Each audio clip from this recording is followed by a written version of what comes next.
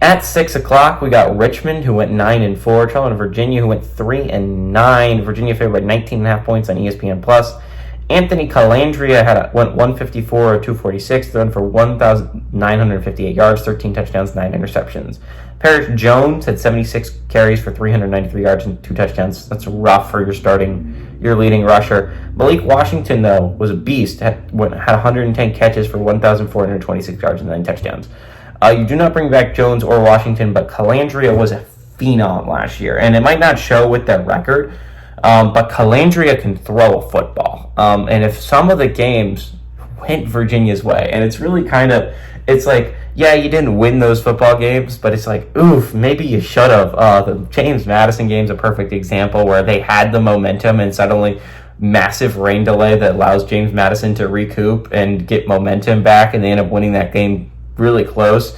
The NC State game's a perfect example of a game you just lost by yourself. I understand that game goes to overtime if you don't do that, and there's no guarantee that you win in overtime, but damn, if you don't remove your helmet, at least goes to overtime, and you made some plays there to get it to that position.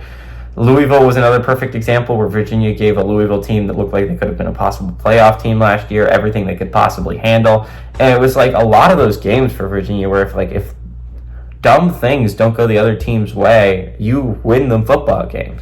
If those 3 games I just mentioned to you, you win those football games, you're 6-6. It's like it's the difference between a bowl game and not if you're Virginia. And honestly, I think this is a Virginia team that I think is being overlooked. Anthony Calandria is a hell of a quarterback. This is, I think, Tony Bennett's last year as a head coach if they do not win a whole bunch of games. But I think they have a chance to have a really good offense with Calandria. I think he's a really good QB that is being overlooked in the ACC because not a lot of people have watched him play because of how bad Virginia is, but Calandria can really throw a football.